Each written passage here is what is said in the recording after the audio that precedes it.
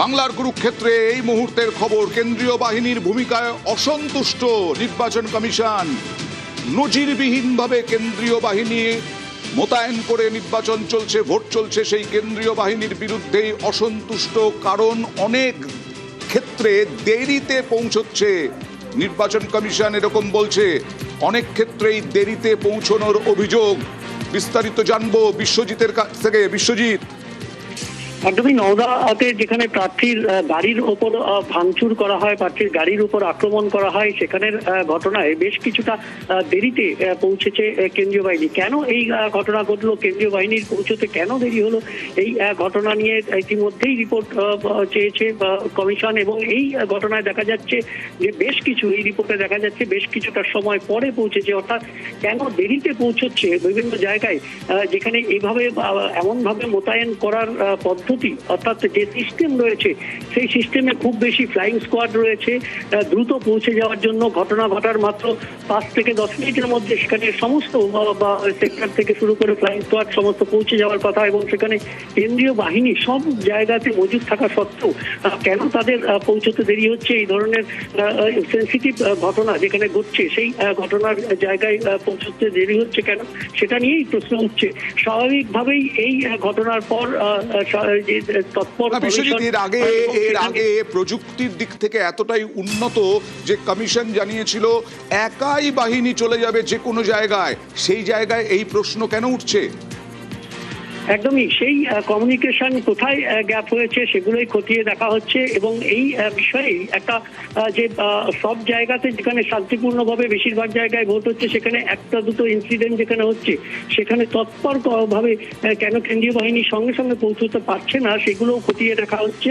এবং এই ঘটনার জেরেই পুনরায় সিইওর সঙ্গে কথা বলেছিলেন বিশ্বজিৎ। একদমই এই যে নির্বাচন, অর্থাৎ কমিশনের যে পদ্ধতি, কমিশনের যে পদক্ষেপ, তার ফলে যেভাবে নির্বাচন হচ্ছে এবং ভোটের শতাংশ হার দেখে বেশ কিছুক্ষণ আগেই ফোনে কথা বলেছেন সিইসি জ্ঞানেশ কুমার, তিনি কথা বলেছেন সিইও মনোজ আগরওয়ালের সঙ্গে। এবং সেখানে এই ঘটনার পর, অর্থাৎ এই সিইসির ফোন আসার পর তৎপর কমিশন আবারও ডিইওদেরকে নির্দেশ দিয়েছে যাতে এই ধরনের ঘটনা কোথাও যেন আর দ্বিতীয়বার না ঘটে। সুদীপ্তার কাছে যাব। 2.5 লক্ষ জওয়ান দিয়ে মোতায়েন করে ভোট হচ্ছে, তারপরেও অসন্তুষ্ট কমিশন। দেখুন, আমরা যতটুকু জানি এ যাবৎ বাংলাতে ব্যালট আর বুলেটে শান্তিপূর্ণ সহাবস্থান ঘটে থাকে, এটা দেখতে আমরা অভ্যস্ত। বরঞ্চ বলা চলে আজকের ভোটটা বেশ খানিকটা ব্যতিক্রমী। এখনো পর্যন্ত একটাও মানুষ মারা যায়নি, একটাও গুলি চলেনি, বোমার আওয়াজ নেই। সেটাই তো বললাম। অতএব সেইটা একটা ভালো দিক আমি নিঃসন্দেহে বলবো। তবে কিনা এখন বর্তমানে আমরা এটাও জানি যে মানে ভোট পরবর্তী সন্ত্রাসের থেকে কোনো কম বিপজ্জনক না ভোট পরবর্তী উল্লাসও। তমন্নার মৃত্যু আমাদেরকে তাও শিখিয়েছে। তো তারপরেও আজকে সত্যজিৎ রায়ের মৃত্যুদিন আমার একটাই কথাই মনে হচ্ছে যে বাংলার মানুষ নিঃসন্দেহে এই ভোটে গণসত্য চিনে নেবে। জানতে চাইবো কেন অসন্তুষ্ট, জিরো টলারেন্সের কথা বলেছিলেন যদিও। হ্যাঁ, মানে অসন্তুষ্ট হওয়ার অনেকগুলো কারণ আছে। এক হচ্ছে, দেখুন, মাত্র 152টা কেন্দ্রে ভোট করতে গিয়ে প্রায় 3 লাখের কাছাকাছি সেনা নামাতে হয়েছে। এবং সেনা নামার পর আপনি ডোমকল দেখেছেন, অশান্ত হয়েছে। নওদাতে বোধহয় এখনো ভোট দিতে মানুষ পারছেন না, কারণ একদিকে হুমায়ুন বসে আছে আর একদিকে তৃণমূলের বসে আছে। আপনারা দেখাচ্ছেন না, আমরা দেখেছিলাম যে ইলেকশন কমিশন বলেছিল যে একটাও ভুয়ো ভোট পড়বে না। শিলিগুড়িতে একটি বাচ্চা মেয়ে জীবনে প্রথমবার ভোট দিতে গেছিল, তার ভোটটা কেউ দিয়ে দিয়েছে। মানে এটা কি করে সম্ভব? এই মুহূর্তে যে জানা যাচ্ছে, সকালে একটা জায়গায় খবর ছিল যে ইভিএম এ তৃণমূলকে ভোট দিলে বিজেপিতে পড়ে যাচ্ছে। এবার দুবরাজপুরে দেখুন, দুবরাজপুরেও তাই ব্যাপক বিক্ষোভ। তৃণমূলে ভোট দিলে বিজেপিতে পড়ে যাচ্ছে ভোট, আর তাতে একেবারে ব্যাপক উত্তেজনা। পুলিশের গাড়ির কাঁচ ভাঙলো, গাড়ির কাঁচ ভাঙা হলো, একেবারে ইট ছোড়া হচ্ছে। দেখুন, ব্যাপক উত্তেজনা দুবরাজপুরে। ইভিএম এ কারচুপির অভিযোগ, পিছু হটতে বাধ্য হচ্ছেন। হাতে আগ্নেয়াস্ত্র পুলিশ তুলে নিয়েছে পরিস্থিতি সামাল দিতে। দুবরাজপুরে দেখুন, রণক্ষেত্র দুবরাজপুর। একেবারে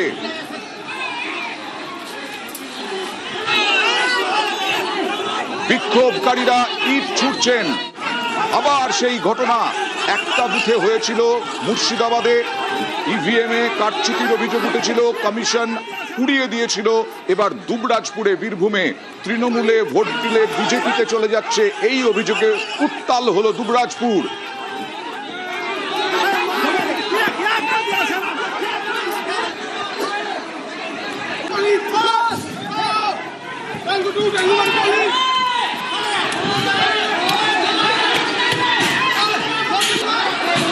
কথা বলবো পরিস্থিতি কিরকম, সুপ্রতিমের সঙ্গে কথা বলবো। সুপ্রতিম, কি অবস্থা?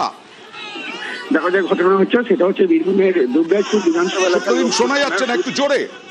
একদম দেখো যে ঘটনা, সেই ঘটনা হচ্ছে বীরভূমের দুবরাজপুর বিধানসভা এলাকার লোকপুর থানার বুধপুর গ্রামের।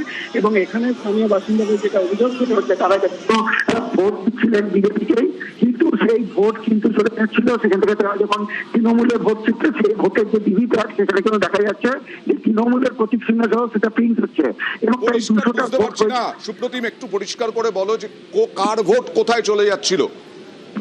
দেখো যে ঘটনা ঘটেছে সেটা হচ্ছে বীরভূমের দুবরাজপুর বিধানসভা এলাকার লোকপুর থানা।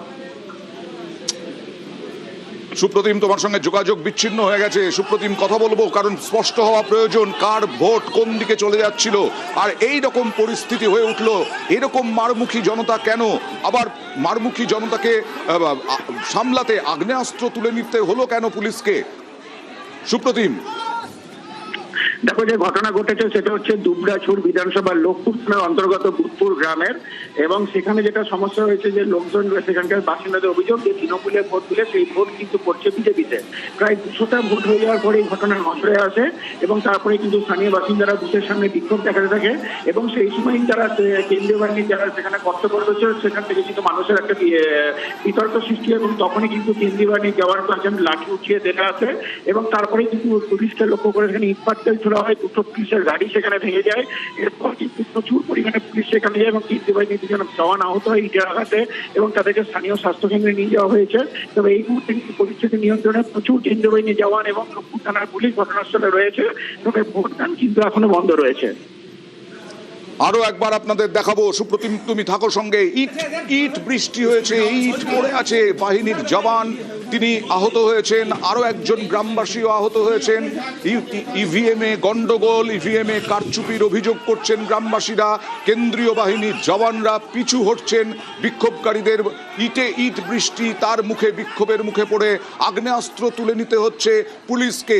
দেখুন কি অবস্থা, ইভিএমে কারচুপির অভিযোগ, ইভিএমে তৃণমূলকে ভোট দিলে বিজেপিতে চলে আসছে, এই অভিযোগে উত্তাল। কথা বলবো আরো একবার। সুপ্রতিম, আরো একবার জানতে চাইবো, এখন কি পরিস্থিতি, কতক্ষণ ধরে ভোট বন্ধ? দেখো এখন যে পরিস্থিতি, সেই পরিস্থিতি কিন্তু এখন নিয়ন্ত্রণে। যে ঘটনা ঘটেছিল এবং তার জেরে কিন্তু ভোট বন্ধ রয়েছে এখনো পর্যন্ত। এবং তারপরে কিন্তু প্রচুর পরিমাণে গ্রামবাসী বুথের বাইরে জমা হয়, ইতিমধ্যে ইট বৃষ্টি হয় এবং পুলিশও কিন্তু কেন্দ্রীয় বাহিনীর কয়েকজন জওয়ানও আহত হয়েছে। এই ঘটনার পর লোকপুর থানার পুলিশ এবং অন্যান্য যারা রয়েছে, অন্যান্য কেন্দ্রীয় বাহিনীর সেক্টর বাহিনী, তারা কিন্তু সব সেখানে গিয়েছে এবং গোটা গ্রাম কিন্তু ঘিরে ফেলেছে ইতিমধ্যে। তবে গ্রামে কিন্তু এখন ইতিমধ্যে আর কোনো গন্ডগোল নেই। তবে যেহেতু একটা অভিযোগ উঠেছে যে ইভিএমে কারচুপি, সেই আদৌ ভোট এখন নতুন করে শুরু হয়নি। কতক্ষণ বন্ধ ছিল ভোট? ভোট কিন্তু এখনো বন্ধ রয়েছে এবং ভোট বন্ধ রয়েছে প্রায় 1 ঘন্টা হয়ে গিয়েছে। তবে এখনো কিন্তু সেক্টর অফিসাররা এইটা কখন ধরা পড়েছে, কতক্ষণ ভোট চলার পরে ধরা পড়েছে যে ইভিএমে কারচুপি হচ্ছে? দেখো সকাল থেকে সেখানে কিন্তু ভোট চলছিল। তবে ওই গ্রামের ভোটার যেহেতু কম, প্রায় 200টা ভোট হয়ে যাওয়ার পর এই ঘটনাটা নজরে আসে এবং একজন গ্রামবাসী তিনি ভোট দিতে গিয়েছিলেন, তিনি তৃণমূল সমর্থক, তিনি জানিয়েছেন যে ভোট দেওয়ার পর দেখা যাচ্ছে তার ভিভিপ্যাটের যে ছবি প্রিন্ট হচ্ছে সেটা কিন্তু বিজেপির প্রতীক। এবং তখন থেকে কিন্তু অভিযোগ তিনি করতে থাকেন যে অর্থাৎ ইভিএমে কারচুপি রয়েছে। এবং এই ঘটনার পরেই কিন্তু উত্তাল হয়ে ওঠে বুথের বাইরে গ্রামবাসীরা। তাহলে ইভিএম কি পাল্টানো হবে এরকম, মানে একটা ভোট অনেকক্ষণ ধরে ভোট হয়ে যাওয়ার পরে ইভিএমে এই কারচুপির অভিযোগ করছেন গ্রামবাসীরা। এই ইভিএম নিয়ে কি এখন নির্বাচন কমিশন কি পদক্ষেপ করবে, কি বলা হচ্ছে? যেটা আমরা জানতে পেরেছি যে এই দায়িত্বে যারা রয়েছেন তারা কিন্তু ইতিমধ্যে সেখানে বসেছেন, ইভিএম পরীক্ষা করা হচ্ছে। তবে এরপর আদৌ ওই ইভিএম ভোট হবে নাকি অন্য কিছু হবে সেটা কিন্তু নির্বাচন কমিশন সেটা সিদ্ধান্ত নেবে। তবে এখনো কিন্তু ভোট বন্ধ রয়েছে। যে পরিস্থিতি আপনারা দেখছেন, ইট বৃষ্টি পিছু হটতে বাধ্য হলেন কেন্দ্রীয় বাহিনীর জওয়ানরা। আগ্নেয়াস্ত্র তুলে নিয়ে পুলিশ হাতে তুলে নিল এবং পুলিশ সামলানোর চেষ্টা করছে। এখন পরিস্থিতি নিয়ন্ত্রণে, ভোট বন্ধ রয়েছে। এখন একটা ছোট্ট ব্রেকের পরে ফিরে আসছে এই খবর, এই সঙ্গে থাকুন।